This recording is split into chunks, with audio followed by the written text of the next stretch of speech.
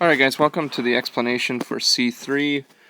Tonight's homework, or yesterday's homework rather, was to do the evens. Tonight's homework will be to complete the odds of the review. We're going to jump right in with number 2. Determine whether the relation is a function. And remember that when we're checking if something is a function, we're really looking for, is there consistency? Right? Is it acting like a machine? When we put something out, something very predictable going to come out. So if we look at 2, we put in a 0, it gives us 0. We put in 1, it gives us 10. We put in 2, it gives us 5. We put in 3, it gives us 15. So for every input, there is exactly one output. And this is a function, right? This is a function. One of the things that you can do also to check to see if something is a function is if you look here in the input, and there's no duplication, that is a good sign that it is a function. Alright, let's go ahead and look at number 4. Alright, question number 4. We are plugging in 2/3 for x, so it's going to come right there. So we've got y equals 2 minus 9 times 2/3. And in order to multiply by a fraction, we're going to have to make it a fraction. So I can cancel here. 3 goes into 3 once. 3 goes into 9 3 times. 3 times 2 is 6. So I'm going to rewrite this as y is equal to 2 minus 6. And 2 take away 6 is going to be negative 4. So when x is 2/3, y is negative 4. Let's take a look at 6. Alright, so if we look at number 6, it says graph the function. In order to graph this, we need two things. Well, there's a couple ways to do it. Let's say I did an input-output. Let's say I did an XY chart, which you can do. XY chart, so you can put in any value you want for your x value. So let's say I did 0. 0 plus 3 is 3. Let's say you do 2, and that would be 5. And let's say you do negative 1. Negative 1 plus 3 is 2. Now you could graph these locations. So 0, positive 3 would be here. 2, positive 5 would be there. Negative 1, positive 2 would be here. So that's one way you could do it, and that would be perfectly fine. The other way that you can do it is by finding the two pieces of information that we can get from slope-intercept form, which is the m,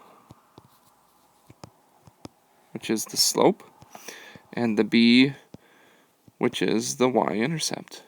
And so if we look at our equation, our slope is what comes before the x. In this case, it's 1, or 1 over 1. Our y-intercept is positive 3. So once you have those two pieces of information, you can say, well, positive 3 is the y-intercept. I'll go up and put a dot. My slope is 1 over 1, which means up 1, right 1. Put another dot. Up 1, right 1. Or the opposite of up 1, right 1 is down 1, left 1. Down 1, left 1. Down 1, left 1. All right, let's go over to 8. You can do this one the same way. If you wanted to, you could do an input-output, where you get to pick your numbers. Let's say 0, negative 1, positive 2. So if we do 0, we would have 3, y is equal to 3 minus 3 times 0. 3 times 0 is 0. 3 minus 0 is 3. So 0, 3 would be there. Let's say we put in negative 1. If we put in negative 1, that would be 3 minus 3 times negative 1. 3 times negative 1 would be negative 3, but then we'd have subtract a negative, which would be plus. I get positive 6. So negative 1, positive 6 would be like off my graph, but somewhere like that. The third one, 2, I would have 3 minus 3 times 2, which is going to be 6. 3 minus 6 is negative 3. So 2, negative 3 would be like there. And so your line would look something like this. Now let's talk about another way that you can do this. Another way that you can do this is by finding the slope and the y-intercept. And this one, it looks like it is harder just because it's in a little different format. So let's change the format. When we have slope-intercept form, we want it in y equals mx plus b form. And so this one is just switched up a little bit. What we're going to do is we're going to move the negative 3 to the front and the positive 3 to the back. And that would be y equals negative 3x plus 3.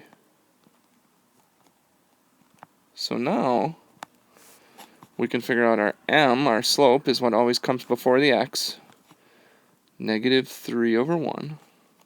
And our b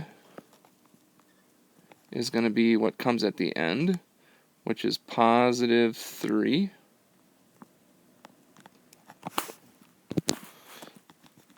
Try that again. Positive 3.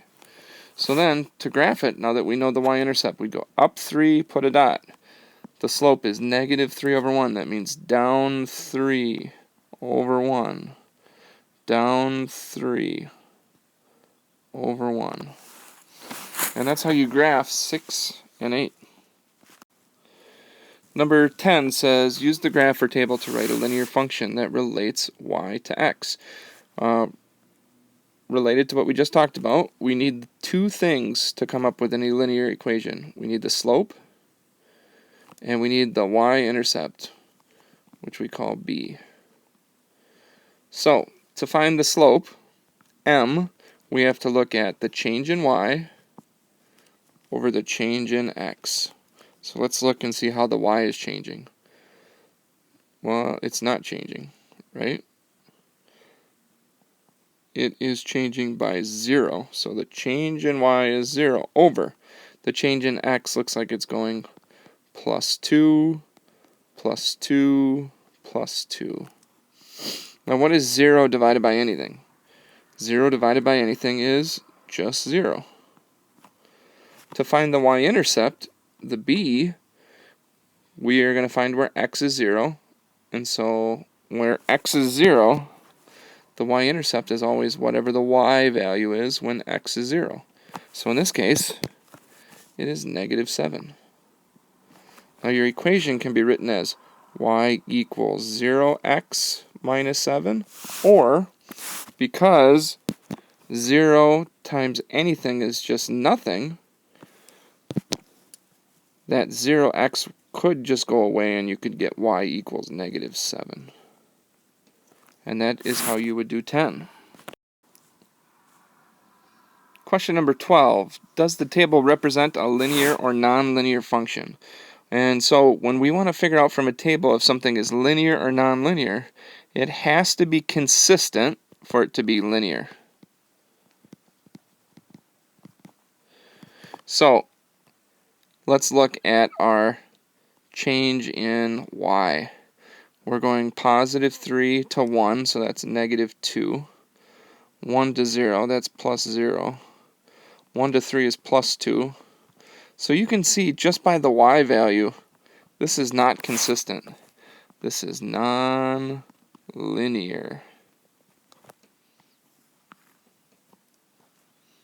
Let's take a look at 14. We need to sketch a graph that represents the situation. The situation is you climb up a climbing wall. You gradually climb halfway up the wall at a constant rate, then stop and take a break. You climb to the top of the wall at a constant rate. So if I was going to graph this, maybe on my x-axis I have time, and on my y-axis I have height.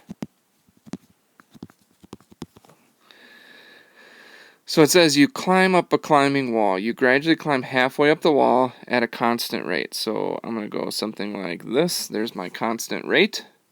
Then stop and take a break. So your height would stay the same. And then you climb to the top of the wall at a constant rate. And that's what I would do for sketching number 14.